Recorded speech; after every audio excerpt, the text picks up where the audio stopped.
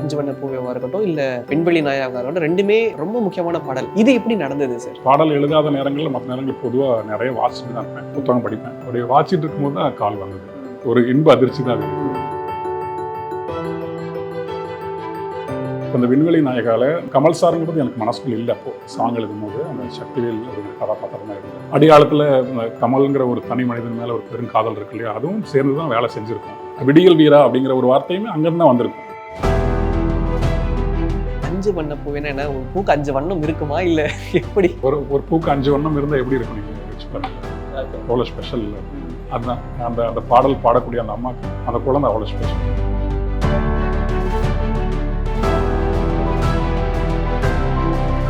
பொதுவாக நான் நம்புறதா தான், ஒரு மெட்டுக்குள்ள ஆல்ரெடி சொற்கள் இருக்கு. அந்த சொற்களை கண்டுபிடிச்சி அதை கெடாமல் எடுத்து மீண்டும் ஒரு தீட்டிக்கிட்டு வைக்கிறது தான் எங்கள் வேலை அப்படின்னு நான் நம்புறேன். அண்ட் ரஹ்மான் சாரோட வாய்ஸ் உங்களுக்கு சர்ப்ரைஸாக இருந்ததா இல்லை அது உங்களுக்கு தெரிஞ்சதா? ரஹ்மான் சார் வாய்ஸ்ல ஒரு அஞ்சு வண்ண பூவே வரும் அப்படின்றது தெரியவே தெரியாது எனக்கே. ஆடியோ லான்ச்சில் வந்து பார்த்தேன், அவர் பெர்ஃபார்ம் பண்ணோன்னு என்ன ஆகுது.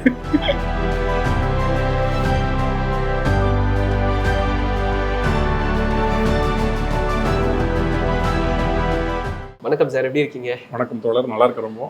ரொம்ப சந்தோஷமா இருக்கு இந்த நேர்காணல் கூட பேசுறது. ஏன்னா கன்சிஸ்டண்டாக உங்களோட பாடல்கள் நாங்கள் கேட்டது உண்டு. அண்ட் பிஸி டைம்ல பிகாஸ் நான் உங்களை ரீச் பண்ண நிறைய ட்ரை பண்ண முன்னாடி, பட் கன்சிஸ்டன்ட்லி இப்போ இது ஒர்க் அவுட் ஆயிருக்கு ஃபார் திஸ் ஒண்டர்ஃபுல் ப்ராஜெக்ட் தக் லைஃப்ல 2 பாடல்கள் உங்களோடது. ரொம்ப ஹாப்பியா இருக்கு. ஸோ உங்களுக்கு எப்படி இருக்கு? பேசிக்கலி தக் லைஃபோட 2 முக்கியமான நம்பர்ஸ் உங்களோட தான்.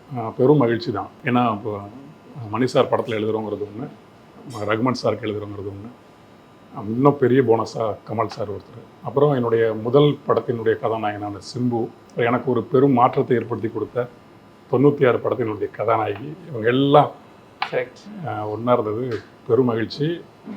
அதனாலேயே எனக்கு என்னென்னா பாடல்கள் வேறு தளத்தில் எழுதணுன்ற ஒரு வெறி, பொதுவாக இருக்கிற வெறி இவங்களாம் இருந்தோன்னு இன்னும் கொடுத்துடணும். ஆமாம், அப்படின்ற ஒரு இது இருந்தது. Great great sir. அண்ட் இப்போ கமல் சாரோட இந்த படம் ஒர்க் பண்ணாலும் இதுக்கு முன்னாடி சாரோட ப்ரொடக்ஷன் RKFல அமரன்ல ஹே மின்னலே பாட்டு உங்களோட தான். ஸோ உங்களுக்கும் கமல் சாருக்குமான அந்த நட்புறவானது அங்கே ஸ்டார்ட் ஆனதா இல்லை அதுக்கு முன்னாடி சாரை மீட் பண்ணியிருக்கீங்களா? அந்த விஷயங்கள் பற்றி. இல்லை, கமல் சார் நான் எழுதின வேற படங்களுக்கு அவர் சிறப்பு விருந்தினராக கலந்துருக்காரு. அப்படிதான் பொன்மாலை பொழுதுன்னு ஒரு படம், அந்த படம் வந்து சத்யா.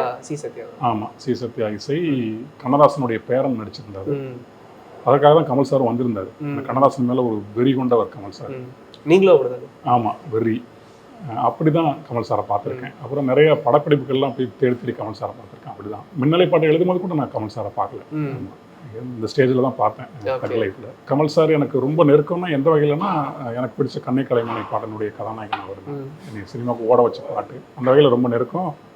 சின்ன குழந்தையிலேருந்தே வரதால பார்த்துக்கிட்டு இருக்கோம், வேறு யாரையுமே பார்த்ததில்லை நம்ம. கண்டிப்பாக அந்த வகையில்.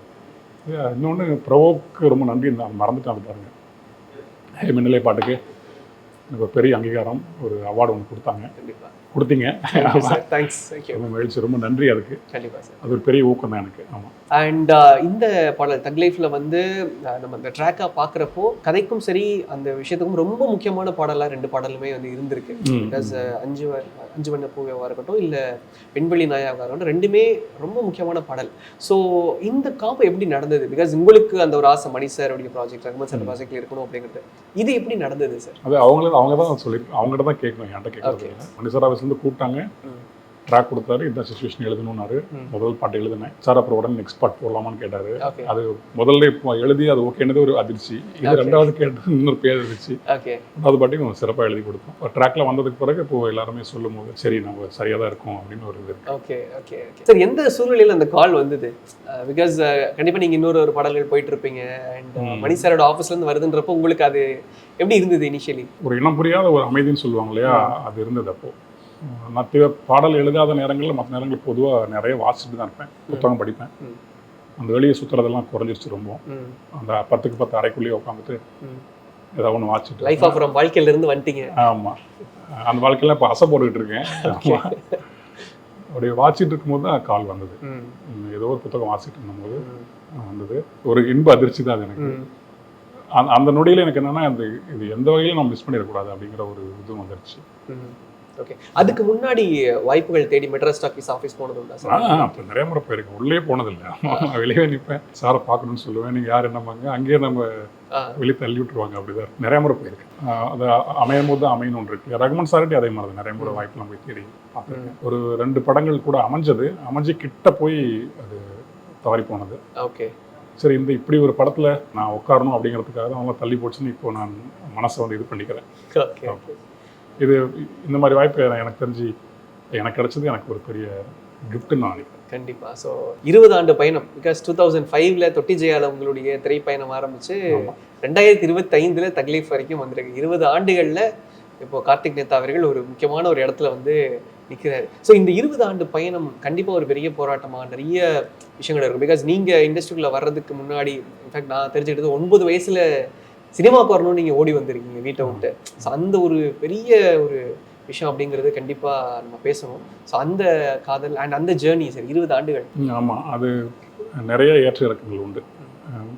இன்னொன்று அந்த இலக்கியம், அந்த சினிமா படைப்புகள் நம்ம தமிழ் இந்திய சினிமா மட்டும் இல்லை, உலக சினிமாக்களையும் நான் பார்க்க முடியும். சென்னை வந்த புதுசில் அப்போலேருந்து ஆரம்பிச்சிட்டேன். நிறையா ஐரோப்பிய திரைப்படங்கள், ஹாலிவுட் படங்கள், ஈரானிய படங்கள், இப்படி படங்களும் சேர்த்து பாடல்கள், உலக இசையில் இருக்கிற நிறைய எத்தனை வகையான இசை இருக்கு இல்லையா, அது எல்லாமே நான் கேட்பேன். இது எல்லாமே என்னை ஒரு மனிதனாக முதல்ல வந்து பண்படுத்திக்கிட்டே வந்திருக்கு. அந்த அந்த பண்பட்ட படிநிலைகளுடைய ஒரு இடத்துல இருந்து தான் இந்த பாட்டு நான் எழுதினது. தவறுகளான என்ன சொல்கிறது, ஒரு மாதிரி ஃபால்ஸ் பிலீஃப்ஸ் இருந்தது, இப்போது நிறைய கில்ட்ஸ் இருந்தது, ஓவர் கான்ஃபிடென்ஸ், இப்படி நிறையா ஒரு இளைய ஒரு மனிதனுக்கு என்னென்ன குறைகள்லாம் இருக்குமோ அது எல்லாமே இந்த 20 வருஷத்துக்கு இருந்திருக்கு. அதெல்லாம் எப்படி ஹேண்டில் பண்ணுறது அப்படிங்கிறதுக்கு இந்த இலக்கியம், சினிமா, இசை, கவிதை, குறிப்பாக தமிழ் கவிதை, தமிழ் மெய்யியல் கவிதைகள், இது எல்லாமே பெரிதும் உதவி இருக்குது. அந்த ஒரு கட்டத்தில் இப்போ இருந்து பார்க்கும்போது, வாழ்க்கையை திரும்பி பார்க்கும்போது, ஒரு மனிதன் எப்படி வாழணுமோ அப்படி நம்ம சிறப்பாக வாழ்ந்துருக்கோம். எவ்வளோ கீழே வாழ்க்கையை பார்க்கணுமோ அவ்வளோ கீழையும் பார்த்துருக்கோம். எவ்வளோ கீழ்மையிலிருந்து மேலே ஒன்று தெரியுது அப்படிங்கிறதையும் பார்த்து இப்போ மேலே நோக்கி போய்கிட்டே இருக்கோம். அப்படிங்கிறது தெளிவாக தெரியுது. இன்னும் நிறைய மேலே போகணும், ஒரு மனிதன் அப்படிங்கிற ஒரு இடத்துக்கு போய் சேர்ந்துடணும் அப்படிங்கிறது தான். அதனுடைய வெளிப்பாடாக என்னுடைய பாடல்களும் என்னுடைய கவிதைகளும் இன்னும் நெருக்கமாக கொண்டு போயிட்டு இருக்கணும்னு ஆசைப்பட்றேன். ஆமாம், என்னோட ஒரு மனிதனாக என்னோட வெளிப்பாடாக அதெல்லாம் இருக்கணும். நான் மனிதனாக அல்லாமல் வெறும் அகந்தையோட என்னுடைய படைப்புகளை கொடுத்துட்டு அப்படி இல்லாமல் அந்த அகந்தைகள்லாம் வடிஞ்சு, எனக்குள்ளே இருக்கிற எல்லா கீழ்மைகளும் வடிஞ்சு, குறைஞ்சபட்சம் வடிஞ்சு ஒரு மனிதன் அப்படிங்கிற இடத்துலேருந்து என்னுடைய பாடல்கள் வெளிப்படணும்னு ஆசை. கவிதைகளும் அப்படிதான். Great sir. அது இப்போ நடந்துக்கிட்டு இருக்கு. ஆக்சுவலி சொல்லணும் அப்படின்னா டெஃபினட்டாக நடந்துக்கிட்டு இருக்கு. இன்ஃபேக்ட் விண்வெளி நாயகா, ஸ்பேஸ் ஹீரோ, அந்த பாட்டு வந்து it's more like a tribute. And ஏன்னா இன்னைக்கு வந்து எல்லாருக்குமே வந்து உலக நாயகன் அவர்களை வந்து ஒரு விண்வெளி நாயகன் அப்படின்ற ஒரு ஜோனுக்கு வந்து இந்த பாடல் வந்து கொண்டு போயிருக்கு. ஸோ இந்த லிரிக் ஏன்னா ஏன் நான் கேட்குறேன்னா, கண்ணை கலைமானே அப்படிங்கிற பாட்டு உங்களை வந்து இன்னைக்கு ஒரு பாடல் ஆசிரியர் உட்கார வச்சார் அப்படின்றப்போ வெதை அவர் போட்டது அப்படின்னு வச்சுக்கலாம். ஆமாம் ஆமாம் ஆமாம். ஸோ அப்படின்றப்போ உலகநாயகனை பற்றின ஒரு பாட்டாக நீங்கள் எழுதுறீங்க. ஸோ அவரை ஒரு செலிப்ரேட் பண்ணுற மாதிரியான ஒரு விஷயங்களை தான் நான் பார்க்குறேன். ஸோ இந்த பாடல் எழுதுகிறப்போ ஒவ்வொரு வரிகளும் நீங்கள் எப்படி பார்த்து எழுதுனீங்க அண்ட் அதுடைய டீட்டெயிலிங் சார்? எனக்கு சேலஞ்சிங்காக இருந்தது ஒன்று தான், அந்த கான்டெம்பரரி லாங்குவேஜ். நான் மரபில் ரொம்ப ஸ்ட்ராங்காக எழுதுவேன், எனக்கு நல்லா தெரியும். ஒரு மரபு இலக்கியங்கள் தொடர்ச்சியான வாசிப்பு உண்டு, அது எனக்கு எஃபோர்ட்லெஸ்ஸாக வரும்.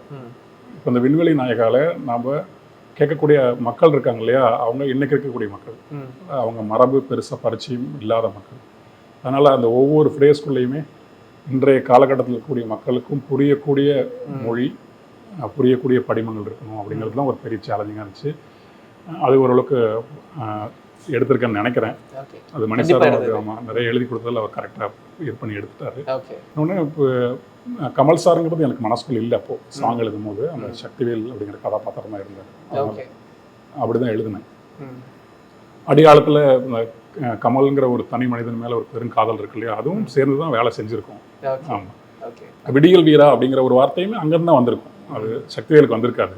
அது ரத்தம் சதயமாக கலையை நேசிட்டேக்கிற கமல் நோக்கி தான் வந்திருக்கும் அந்த விடியல் வீராங்கிற வார்த்தையும்.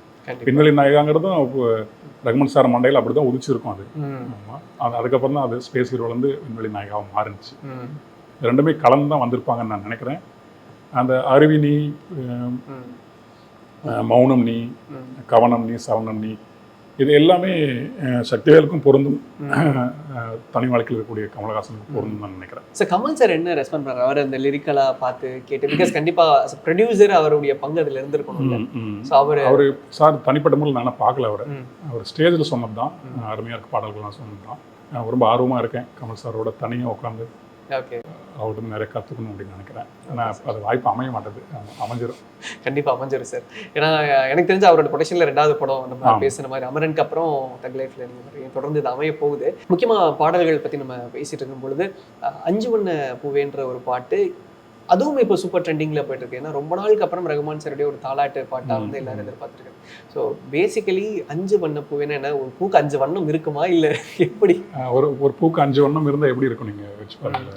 ஓகே, எவ்வளோ ஸ்பெஷல் அதுதான். அந்த பாடல் பாடக்கூடிய அந்த அம்மாவுக்கு அந்த குழந்தை அவ்வளோ ஸ்பெஷல், ஒரு யூனிக்கான ஒரு பூ அது.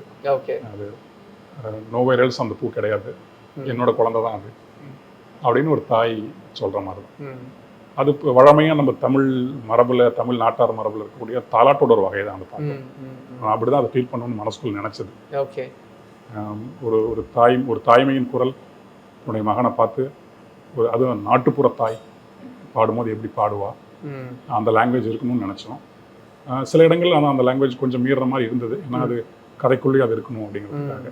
பெரும்பாலும் அந்த ஒரு கொஞ்சம் அந்த மாடர்னான விஷயங்களும் கொஞ்சம் ஆமாம், அந்த பராரிங்கிற மாதிரியான சொல்லு, அப்புறம் அனாதிங்கிற மாதிரியான சொல்லலாம் பெரும்பாலும் இலக்கியத்தில் பயன்படுத்தக்கூடிய சொல் தான். நாட்டாரோ இலக்கியமும் ஒரு இலக்கியமாக இருந்தாலுமே நாட்டார் வழக்கில் அது இல்லாத சொல்லு. ஆனாலுமே இந்த கதை ஓட்டத்துக்கு அது தேவைப்பட்டதுனால சில சொற்கள் அங்கேருந்தும் கடன் வாங்கிக்கிட்டேன். பராரி, அனாதி, அப்புறம் புலாவி, தொழாவி, இது எல்லாமே இந்த வினா, இப்படி சில சொற்கள் வந்து வாங்கிட்டு இருந்தான். Great sir. அண்ட் அந்த பாட்டோட ரெக்கார்டிங் செஷன் பற்றி நம்ம பேசல. ஏன்னா சமீபத்தில் சார்லதாமை அவங்களோட பேசும்போது அவங்க நிறைய இன்சிடென்ட்ஸ் வந்து என்கிட்ட ஷேர் பண்ணியிருந்தாங்க. அவங்களோட பாயிண்ட் ஆஃப் வியூலேருந்து ஒன்று சொல்லியிருந்தாங்க. ஸோ நான் ரெக்கார்டிங் போனப்போ Mani sir, Karthik Netha sir and Rahman sir இருந்தாங்க அப்படின்னு சொல்லிட்டு. ஸோ உங்களுடைய பாயிண்ட் ஆஃப் வியூ எப்படி இருந்தது, அந்த பாடலுடைய ரெக்கார்டிங் பீரியட் எப்படி இருந்தது? அண்ட் ஏன்னா அவங்க சொன்னது ஆப்ரேட்டிக் ஜோனில் வந்து நாங்கள் முயற்சி பண்ணியிருக்கோம் அந்த பாட்டை அப்படின்னு சொல்லியிருக்காங்க. அது உங்கள் மைண்டில் அப்படி இருந்ததா, இல்லை ரகுமான் சார் அப்படி டிஸ்கஸ் பண்ணியிருந்தாரா? இல்லை, எனக்கு அது மியூசிக்கலாக எனக்கு எந்த நாலேஜும் கிடையாது. அந்த டியூனை கேட்கும்போது நமக்கு ஒன்று தெரியும் இல்லையா, அந்த டியூனுக்குள்ள ஒரு எமோஷன் ஒன்று இருக்குது. அந்த எமோஷன் வந்து ஒரு லலபையாக இருக்குது. அது எனக்கு புரியுது நல்லா. சார் சிச்சுவேஷன் சொன்னது அப்படி தான் சொன்னார். ஆக சிச்சுவேஷனுக்கு ஏற்ற அப்படியே ஆப்டான ஒரு டியூனாக இருக்குது. இப்போ நான் லிரிக்கும் அப்படி தான் கொடுக்கணும். சார்லதா மேம் எனக்கு ஆல்ரெடி கர்நாடக சங்கீதத்தில் ஒரு பெரிய பிரம்மாண்டமான பாடகின்னு தெரியும். இந்த பாடலுக்குள்ளே வந்து அவங்க என்ன பண்ண போகிறாங்கிற ஒரு ஆர்வம். பாட ஆரம்பிச்சாங்க. ரகுமான் சார் சில இன்புட்ஸ்லாம் கொடுத்துக்கிட்டே இருக்காரு. இப்படி ஒரு தாலாட்டு அமையுமான்னு எனக்கு இப்போ தோணுச்சு. ஆமாம், நாம கேட்டது நம்ம ஊர் கிழவிங்க பண்ண தாலாட்டு கேட்டோம்.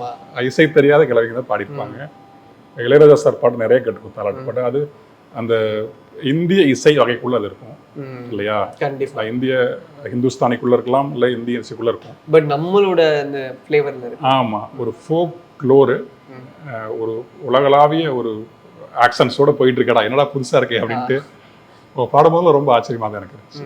ரகுமான் சாரும் ரொம்ப வியந்து பார்க்குறாரு. சில இடங்கள்ல வந்து இங்கே இப்படி போகலாம் அப்படி போகலான்னு சொல்கிறாரு. ஒரு மாதிரி ஒரு கிளாஸில் உட்காந்து ஒரு பயங்கரமான சப்ஜெக்ட் படிச்சுட்டு இருக்கோம் அப்படின்ற மாதிரி தான் இருந்துச்சு. ஆமாம், மிட் நைட்டில் அந்த ரெக்கார்டிங் போயிட்டு இருந்தது. ஆமாம், ரகுமான் சார் எப்பவுமே அது இரவு பட்சி தான் அவர், அதனால அது மிட் நைட் மாதிரியே தெரியல. ஆமாம், அகத்துக்குள்ள ஒரே ஒளியாக போயிட்டு இருக்கு, வாழ்க்கை மாற போகுதுடா அப்படின்னு. அண்ட் விண்வெளி நாயகா பொறுத்த வரைக்கும் உங்களுடைய லிரிக்கலா அந்த பாட்டு ஹையா எலிவேட் ஆகிட்டே போகுது. பிகாஸ் அந்த பாட்டுக்கூடிய அந்த விஷயங்கள்ல இருந்து அந்த ஹை எலிவேஷன் தான். அது அந்த இடத்துல அது வேணுன்றதான் நீங்க இது பண்ணியிருந்தீங்களா? ஆமாம், அந்த ட்ராக்லேயே அது இருக்கு இல்லையா? தான வரும்போது நம்ம அது நமக்கு ஓடுறோம்ல, மைண்ட் ஓடுது. அதே மாதிரி வேர்ட்ஸும் ஓடி ஆகணும். அது அதுதான் அந்த ட்ராக் என்னவோ அதை தான் நான் ஃபாலோ பண்ணுறேன். பெரும்பாலும் அப்படி தான் ஃபாலோ பண்ணுறேன். நான் தனியாக என்னோட நாலேஜ், என்னோட விஸ்டம்லாம் வச்சுக்கலாம் இல்லை. அந்த ட்ராக்குள்ள ஒரு எமோஷன் இருக்குது. A story is there inside the tune. So I have to catch the tune, the story and the words. பொதுவாக நான் நம்புறது தான், ஒரு மெட்டுக்குள்ளே ஆல்ரெடி சொற்கள் இருக்குது. ஆமாம், அந்த சொற்களை கண்டுபிடிச்சி அதை கெடாமல் எடுத்து மீண்டும் ஒரு தீட்டிக்கிட்டு வைக்கிறது தான் எங்கள் வேலை அப்படின்னு தான் நான் நம்புகிறேன். அப்படி தான் இப்போ நாங்கும் போது எனக்கு என்னையும் அறியாமல் 5 வண்ண பூவே தான் வருது. ஓகே, அங்கே இந்த சவுண்ட் நல்லா இருக்கும்னு தோணுது. அது என்னையும் மீறி நடக்கிற செயல் தான் நான் நினைக்கிறேன். அது அவங்களுக்கு பிடிச்சிருந்தது. அண்ட் ரகுமான் சாரோட வாய்ஸ் உங்களுக்கு சர்ப்ரைஸாக இருந்ததா, இல்லை அது உங்களுக்கு தெரிஞ்சதா? ரகுமான் சார் வாய்ஸில் ஒரு 5 வண்ண பூவே வரும் அப்படின்றது தெரியவே தெரியாது. ஆமாம், எல்லாருக்கும் ஒரு விருப்பம் இருந்தது இந்த பாட்டு ரகுமான் சார் பாடினா சூப்பராக இருக்குன்னு. ஆனால் அப்போ ரகுமான் சாருக்கு ஐடியா இல்லை அப்படின்ட்டு. எனக்கே ஆடியோ லான்ச்சில் வந்து பார்த்தா அவர் பெர்ஃபார்ம் பண்ணோன்னே என்ன அழுதுட்டீங்களா? ஆமாம், அழுதுட்டேன். 5 வண்ண பூவே உள்ளிருந்து பேசும் ஒத்த குரல் போதெல்லாம் அவர் பாடும்போது உள்ளுக்குள்ளே உடஞ்சி, அது வேறு சிவாஜி கணேசன் மாதிரி மறைச்சி நான் எனக்கு பயங்கர சர்ப்ரைஸ் அது. சாரு மேம் பாடின அந்த நாள்லேருந்து நான் வெளியே வராமல் இருக்கேன் இது நாள் வரைக்கும். அந்த நைட் ஃபுல்லாக அதே இன்னமும் அதே தான் இருக்குது. இன்ஃபேக்ட் நிறைய பேர் அதை சொல்கிறாங்க. ஐ மீன் நிறைய பேர் வந்து நான் என்னோட அம்மா மிஸ் பண்ணுறேன் அந்த பாட்டு கேட்குறப்ப எனக்கு அப்படி இருக்குது. ஒவ்வொருத்தர் தங்க வாழ்க்கையில் யாரை வந்து மிஸ் பண்ணுறாங்களோ அந்த பாட்டு கேட்கும்போது அவங்களோட கனெக்ட் பண்ணுற மாதிரி இருக்குது அப்படின்றது தான் திரும்ப திரும்ப அவங்க பதிவிடக்கூடிய ஒரு விஷயமா இருக்குது. இன்ஃபேக்ட் உங்களுக்கு பெரிய போனஸ் என்னன்னா நீங்கள் ரகுமான் சார் மியூசிக்கில் ஒரு பாட்டு பண்ணணும்னு செய்யுங்க, பட் ரகுமான் சார் வாய்ஸ்லேயே ஒரு பாட்டு வந்திருக்கு. நான் எவ்வளோ பிளஸ்ட்டு போகல. கண்டிப்பாக சார், கண்டிப்பாக, டெஃபினட்டாக சார். சூப்பர். அண்ட் இன்னொரு பக்கம் இப்போ ஒரு பக்கம் பாடல்கள் வந்து ஒரு ஜோனில் குறைஞ்சிட்டு இருக்கு.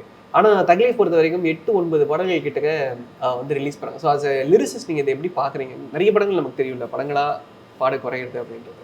ஆமாம், அது எனக்கு தெரிஞ்ச ஒரு ஆர்டிஸ்டோட வேலைன்னு நான் நினைக்கிறது என்னென்னா, ராங் ரூட்டில் போகிற சொசைட்டியை நீ ராங் ரூட்டில் போகிற அப்படின்னு சுட்டி காட்டுற வேலை தான். அதுதான் ஒரு ஆர்டிஸ்ட் செய்யணும். ஒரு ஆர்ட் அதை தான் செய்யணும்னு நினைக்கிறேன். அதை இந்த சாங்ஸ் 9மே செஞ்சிருக்கு. கண்டிப்பாக, பிகாஸ் நல்ல பாடல்கள் நல்லா பிஸ்னஸ் ஆயிருக்கு. இப்போ இன்ஃபேக்ட் ரகுமான் சாருடைய எல்லா பாடல்களையுமே ரகுமான் சார்னு கூட சொல்ல முடியாது, மோஸ்ட்லி நிறைய கம்போசர் பாடல்கள் அந்த விஷயம் மக்களோட கனெக்ட் ஆகுது அப்படின்னா அதோடைய பிஸ்னஸ் அஃப்கோர்ஸ் அதில் வந்து நம்ம அதை தான் தூக்கிட்டு போகணும். இப்போ இந்த மாதிரி சாங்ஸ் வந்து மக்கள்கிட்ட போய் எவ்வளோ ரீச் ஆகுதுங்கும் போது இதுக்கும் மார்க்கெட் இருக்குது, இதுக்கு மக்கள் ரசிக்கிறாங்கும் போது நம்ம இதை தான் நிறைய பண்ணணும். நம்ம மீண்டும் போய் வெறும் மியர் ப்ளஷருக்குள்ளேயே மக்களையும் வச்சுட்டு நாமளும் அதுக்குள்ளே சாட்டிஸ்ஃபைட் ஆகிட்டு இருக்கக்கூடாது. நம்மளை உயரத்துக்கு தூக்கிட்டு போகிறதுக்கான டூலாக மியூசிக்கையும் போய்ட்டையும் வச்சுக்கணும். டெஃபினட்டாக அதுதான் நான் நினைக்கிறேன். அண்ட் என்னோட ஒரு விஷயம் என்னென்னா, இப்போது ஒரு பாடல் உருவாகுது அப்படின்னா அந்த பாடலுடைய முக்கியமான பங்கு வந்து வரிகளில் இருக்குது. ஏன்னா இப்போ நான் ஒரு பாட்டு கேட்குறேன் அப்படின்னா நான் முழுக்க போகிறது அந்த வரிகளை தான். பட் என்னன்னா ரியாலிட்டியில் வர்றப்போ அந்த லிரிசிஸ்டிக்கான அந்த ரெகக்னிஷன் அப்படின்றது ஒரு இடத்துல வந்து எங்கேயோ கம்மியாக இருக்கிற மாதிரி இருக்குது. இன்ஃபேக்ட் இப்போ அப்ராடில் வந்து பார்க்குறோம்னா இந்த லிரிசிஸ்டிக்கான விஷயங்கள் கொஞ்சம் வேற மாதிரி இருக்கு. கொஞ்சம் அது நீங்கள் ஃபீல் பண்ணுறீங்களா அது லிரிசிஸ்டிக் அங்கீகாரம் அப்படின்றது? அதுவும் அகைன் எங்கே வருதுன்னா அந்த பிஸ்னஸ் தான். இப்போ நான் பாட்டை எப்படி பார்க்குறேன்னா, ஒரு ஸ்க்ரீன் பிளேக்கு உள்ள தேவைப்படக்கூடிய ஒன்று சாங்ஸுங்கிறது இது நாள் வரைக்கும். இப்போ அது எப்படி மாறி இருக்குன்னா, ஸ்க்ரீன் பிளேக்குள்ள மியூசிக்ங்கிறது இல்லை, பிஸ்னஸ்க்கு ஹெல்ப் பண்ணுற ஒன்றா மியூசிக் மாறி இருக்கு. ஸோ இங்கே என்ன ஆகுதுன்னா, அது பிஸ்னஸ் பண்ணுறதுக்கு ஹெல்ப் பண்ணுச்சுன்னா அந்த மியூசிக் அங்கே இருக்கும். அந்த பிஸ்னஸ்க்கு இன்னும் கொஞ்சம் ப்ளஸ்ஸாக இருந்துச்சுன்னா இருக்கும். அதனால தான் பிஸ்னஸ் பண்ணுறதுக்கு என்னென்ன ஜிக்ஜாக்லாம் தேவையோ அதெல்லாம் மட்டும் மியூசிக்னு வச்சுட்டு நம்ம சேல்ஸ் பண்ணிக்கிட்டு இருக்கோம். இன்னொன்று, ஒரு திரை பாடலாசிரியன் என்பவன் வந்து ஒரு திரைக்கதைக்கு ஹெல்ப் பண்ணுறவங்க தான். அந்த பிஸ்னஸ்க்கு ஹெல்ப் ப்ரொடக்ஷனுக்கு ஹெல்ப் பண்ணுறவங்க பெரும்பாலும் யாருன்னு பார்த்தீங்கன்னா நடிகர்கள் தான். அவங்க தான் மக்கள் பார்த்து அந்த பிஸ்னஸ் டெவலப் பண்ணுவாங்க. ஆக அந்த பிஸ்னஸ் டெவலப் பண்ணுறதுக்கு தேவையில்லாத ஒருத்தனை பாடலாசிரியன் இருக்கிறதுனால அவன் திரைக்கதைக்கு மட்டும்தான் தேவைப்படுறான். அந்த கதைக்குள்ளே அந்த கதையை அழகாக கொண்டு போகிறதுக்காக தேவைப்படுறதுனால அவனோட பிஸ்னஸும் பெருசாக கிடையாது. ஸோ பிஸ்னஸ்க்கு தேவையில்லாத ஒரு பாடலாசிரியனை மதிக்கணுங்கிற அவசியமே பிஸ்னஸ் மேனுக்கு இல்லை. புரியுதுங்களா? இங்கே மட்டும் இல்லை, எங்கேயுமே லிரிசிஸ்டாக நீங்கள் உள்ளே வந்து உங்களுக்குன்னு ஒரு டார்கெட் வச்சுருந்தீங்க, லைக் ஏஆர் ரஹ்மானோட ஒர்க் பண்ணணும், மணிரத்னம் சாரோட ஒர்க் பண்ணுறது. டார்கெட் அச்சீவ் ஆகிடுச்சு. இப்போ அடுத்த டார்கெட் எது நோக்கி போயிட்டுருக்கு? நம்ம டேரக்டராக மியூசிக் டேரக்டராக இவங்களோட ஒர்க் பண்ணுங்கிறது ஒரு ஆசை. நான் இந்த மாதிரி பாடல்கள் தரணும்னு ஒன்று இருக்கு இல்லையா, அதை நோக்கி நான் போவேன். ஓகே. ஆமாம், எனக்கு அப்படி ரொம்ப இன்ட்ரெஸ்டான ஒரு டாபிக்னா மெய்யியல், ஃபிலாசபி. ஓகே. ஃபிலாசபிக்கலான சாங்ஸ் எழுதணும்னு ரொம்ப ஆசை. பியூரான ஃபிலாசபிக்கில் இருக்கணும். ஓகே. கிட்டத்தட்ட லைஃப் ஆஃப் ராம் அந்த மாதிரி கூட சொல்லலாம். அது ஒரு மாடர்ன் ஃபிலாசபி. ஓகே. எனக்கு இப்போ அந்த வாழ்க்கையினோட அடிப்படையான கேள்விகள் நமக்கு நிறைய இருக்குது. நானா யார், இந்த உலகம்னா என்ன, என்னோட தாட்ஸ் எப்படி உருவாகுது, இப்படி பேசிக்ஸாக சிலது இருக்கு இல்லையா, இதை பற்றிலாம் டீல் பண்ணக்கூடிய பாடல்கள். இன்னொன்று, அந்த மாடர்ன் வேர்ல்டில் இன்றைக்கி நம்ம இருக்கக்கூடிய இந்த சமகால வாழ்க்கையில் தனிமைனா என்ன, இந்த சோஷியல் லைஃப்குள்ளே நம்ம ஏன் அடாப்ட் ஆகவே முடிய மாட்டேங்குது, என்னோட வாழ்க்கைக்கே நான் எப்படி ஏலியனாக இருக்கேன், இந்த சோஷியல் லைஃப்குள்ளே நான் வெறும் இண்டிவிஜுவல் மட்டுமா, ஓகே, இது இந்த ரிலேஷனுக்குள்ளே நான் எப்படி அடாப்ட் பண்ணிக்க முடியாமல் இருக்கேன், எப்படி அடாப்ட் பண்ணிக்கிறேன், இப்படி இவ்வளோ கொஷின்ஸ் இருக்குல்ல. கண்டிப்பாக இதெல்லாமே சாங்ஸாக வரணும்னு எனக்கு ஆசை. இன்ஃபேக்ட் மேபி நீங்கள் சொன்ன மாதிரி அந்த ஃபிலாசபிக்கல் விஷயங்கள் வந்து மக்கள் மத்தியில் இன்னும் நல்ல ஒரு நெருக்கத்தை கொடுக்க நான் நம்புறேன். எக்ஸாம்பிள் நம்ம நாமுத்துக்குமார் அவருடைய ஒரு நாளில் இன்னைக்கும் வந்து அந்த பாட்டை வந்து ரசிக்கிறாங்க, இன்னைக்கும் அதை தன்னோட வாழ்க்கையில் கனெக்ட் பண்ணிக்கிற அளவுக்கு இருக்காங்க. ஏன்னா இந்த கொஷின்ஸ் எல்லாமே ஒவ்வொரு மனிதனுக்கும் இருக்குது. என் கூட படிச்சவன் பணக்காரனா இருக்க என்னால் இருக்க முடியலங்கிற ஒரு கேள்வி இருக்கு இல்லையா ஒரு எளிய மனிதனுக்கு. ஒரு பணக்காரன் ஒருத்தனை இந்த மக்கள் பார்க்குற விதமும் ரோட்டில் இருக்கிற ஒருத்தனை இந்த மக்கள் பார்க்குற விதம் வேற மாதிரி இருக்குது. இது ஏன் அப்படின்னு ஒரு கேள்வி இருக்குல்ல, கேள்விக்குனால ஒரு கோபம் இருக்குல்ல, இதெல்லாம் பாடலாக சொல்லணும்னு எனக்கு ஆசை. ஓகே, ஸோ அதெல்லாம் அடுத்தடுத்து என்னோட நோக்கமாக இருக்கும். இன்னொன்று, இந்த வாழ்க்கைக்குள்ளே நாம் எல்லாமே வெறும் மனிதர்கள், வி ஆர் மியர் ஹியூமன் அப்படிங்கிறது நம்ம புரிஞ்சுக்கணும்னு ஒன்று அந்த சாங்ஸ்லாம் எழுதணும். அதுக்கு அப்படியே ஆப்போசிட்டாக வி ஆர் கிரேட் பீயிங் அப்படிங்கிற ஸ்டேட்டும் நம்ம புரியணும். இதையும் சாங்ஸ்ல எழுதணும்னு ஆசை. இந்த மாதிரி படங்கள்லாம் வருமானு எனக்கு தெரியல.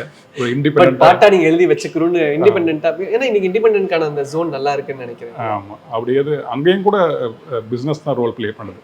நல்ல நம்பர்ஸ் கொடுக்கணும். மேபி நீங்க புத்தகங்கள் இறங்கலாம்னு நினைக்கிறேன், பாடல் புத்தகங்கள், ஆமாம், கவிதைகள். ஆமாம், இந்த மாதிரி நிறைய ஆசைகள் இருக்கு, சின்ன சின்ன இலக்குகள்லாம் இருக்கு. சார் முடிஞ்ச வரைக்கும் செய்வோம், செயல்னால ஒன்றும் பிரச்சனை இல்லை. ஆமாம். இப்போ நம்ம ப்ராஜெக்ட்ஸில் அடுத்து என்ன சார் நாங்கள் எதிர்பார்த்துக்கிட்டு இருக்கலாம்? நான் நிறைய எழுதிக்கிட்டு இருக்கேன். நம்ம தர்புகா சிவா அவரோட படம் அவர் டைரக்ஷன் பண்ணி மியூசிக் பண்ணுறாரு. அதில் எழுதியிருக்கேன். ஒரு 5 பாட்டு எழுதியிருக்கேன். கண்டிப்பாக திறமையான ஆல்பம் வந்திருக்கு. நல்ல நம்மளுடைய உணர்வுகளை அப்படியே வருடக்கூடிய விழிப்பிக்கக்கூடிய பாடல்களாக இருக்கும். படமும் அப்படி இருக்கும். உங்களுக்கு திணி போடுற அளவுக்கு இருக்கா உங்களுடைய? ஐயோ, அவரோட மியூசிக் அது அந்த படம் வந்த பிறகு நிறைய பேசணும்னு நினைக்கிறேன். அவரோட யூனிக்கான ஒரு மியூசிக் அவுட் இருக்கு. கண்டிப்பா. ஏன்னா மேபி முதல் நீ முடிவுமே நம்ம வந்து ரொம்ப செலிப்ரேட். அதில் கூட நம்ம ஒரு இந்தி இசையை நம்ம பார்த்துருப்போம். இந்த படத்தில் இசை வந்து முழுக்க முழுக்க ஒரு உலகத்தரத்தில் இருக்கும். ஃப்ரேஸ் கம்போசிஷன்லேருந்து அவர் அந்த இன்ஸ்ட்ருமெண்ட் தேர்வு செய்யறது எல்லாமே வேற இடத்துல இருக்கு. அவருக்குள்ள அப்படி ஒரு தாகம் கொண்ட ஒரு மனிதன் இருக்கான் அப்படின்னு நான் நினைக்கிறேன். கண்டிப்பாக. சூப்பர் சார், ரொம்ப சந்தோஷம். நிறைய விஷயங்கள் நம்ம வந்து பேசுனது. அண்ட் சொன்ன மாதிரி தக் லைஃபோடைய 2 முக்கியமான பாடல்கள் உங்களோடது. ரொம்ப சந்தோஷமாக இருக்குது. அண்ட் பாடலில் வந்து மக்கள் செலிப்ரேட் பண்ணுறாங்க. ஒவ்வொருத்தருமே அதை வந்து ஒரு மாதிரி அதை எடுத்துக்கிறாங்க, பர்சனலாக எடுத்துக்கிறதா எனக்கு பார்க்க ரொம்ப சந்தோஷம். ஏன்னா ஒரு பாட்டை நம்ம கேட்குறோம், அதை அவ்வளோதான் கடந்து போகிறோம் அப்படிங்கிறது இல்லை. அந்த பாட்டை கேட்டு தன்னுடைய வாழ்க்கையில் அந்த பாட்டுடைய ஒரு இம்பேக்ட் எடுத்துக்கிறதுன்றது ரொம்ப ஒரு பெரிய விஷயம். அதே அந்த 5 வண்ண பூவே இன்னைக்கு எல்லாருக்குமே தன்னுடைய ஒரு பர்சனலான ஒரு உணர்வை ஏற்படுத்தியிருக்கு. ரொம்ப நன்றி சார். அதுக்கு ரொம்ப மகிழ்ச்சி. அது 5 வண்ண பூவை வந்து பிறந்த அத்தனை குழந்தைகளுக்கும், இனி பிறக்க போக அத்தனை பேர் குழந்தைகளுக்கும் ஒரு தாலாட்டாக இருக்கணும் அப்படின்னு நான் நினைக்கிறேன். என்னோட ஆசை அது. கண்டிப்பாக சார். சிறப்பான தாலாட்டுக்கு ரொம்ப நன்றி சார். Thank you sir. மகிழ்ச்சி. Thank you sir.